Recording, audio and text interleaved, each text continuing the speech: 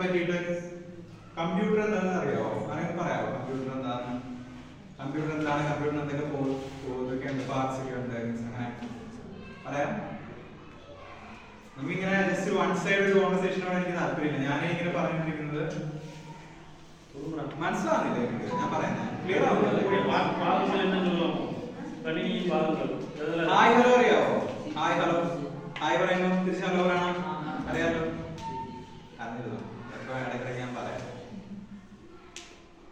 അപ്പൊ കമ്പ്യൂട്ടർ എന്താണ്? Computer laptop തമ്മിലുള്ള ഡിഫറൻസ് എന്താണ്? ഇത് ലാപ്ടോപ്പ് അല്ലേ, ഇത് കമ്പ്യൂട്ടർ തമ്മിലുള്ള ഡിഫറൻസ് എന്താ വ്യത്യാസം? പ്രധാനമായിട്ടുള്ള വ്യത്യാസം എന്താ? അതിന് കീബോർഡ്, ഇതിന് കീബോർഡ്, ഇതില് ഫ്രണ്ടിൽ തന്നെ കീബോർഡ് വരുന്നത്.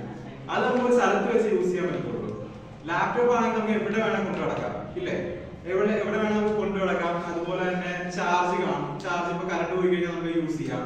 ഇപ്പം കമ്പ്യൂട്ടർ ആണെങ്കിൽ അതിന് UPS എന്ന് പറയുന്ന ഒരു ഇതുണ്ട്. UPS ആണ് ഒരു 30 മിനിറ്റ്സ് വരെ ഒരു പവർ ബാങ്ക് കൊടുക്കുന്നത്. ഒരു പവർ ബാങ്ക് പോലാണ് അത് വർക്ക് ചെയ്യുന്നത് UPS.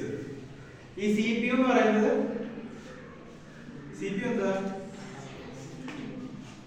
CPU എന്ന് പറയുന്ന പെട്ടി കണ്ടില്ലേ, പെട്ടി, അല്ലെങ്കിൽ ചെറിയൊരു പെട്ടി, സെക്ടർ ബോക്സ് പോലെ.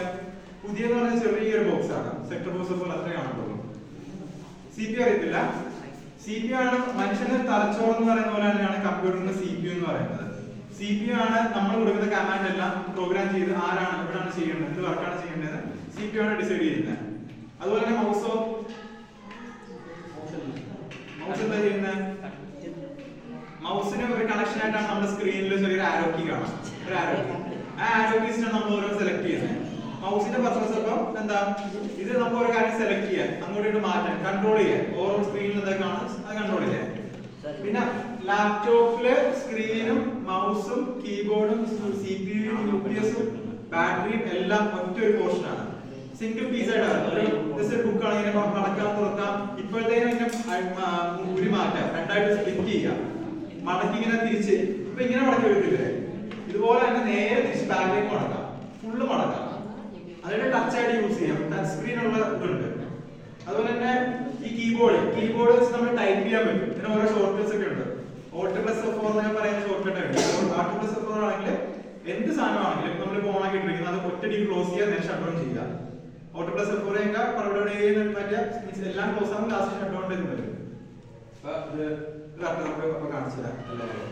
പിന്നെ നിങ്ങൾക്ക് ഞാൻ കുറച്ച് വെബ്സൈറ്റിന്റെയും ആപ്പുകളുടെയും പേര് പറഞ്ഞുതരാം, അതൊക്കെ ജസ്റ്റ് ഒന്ന് നോട്ട് ചെയ്ത് വെച്ചോളാം. പയ്യെ പറഞ്ഞല്ലേ.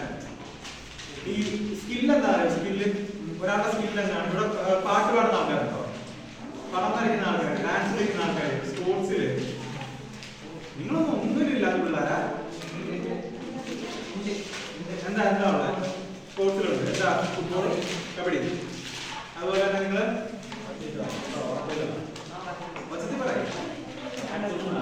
പാട്ട്, ഡാൻസ്, ഇതൊക്കെ ഒരു സ്കില്ലാണ്.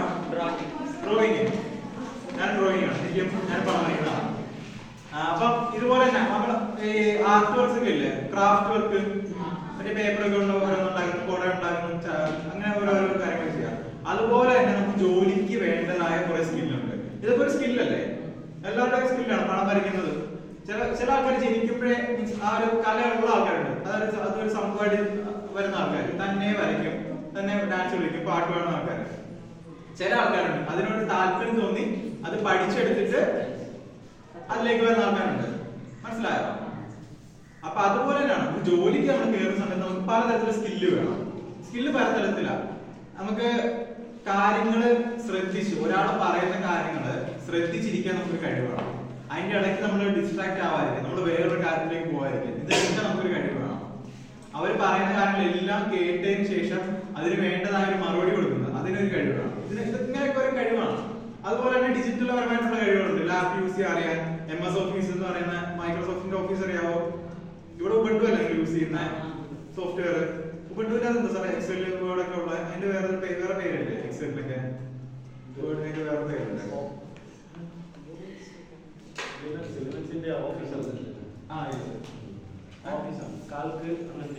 ഉബുണ്ടുവിന്റെ തന്നെ കുറെ ഓഫീസുള്ളത്.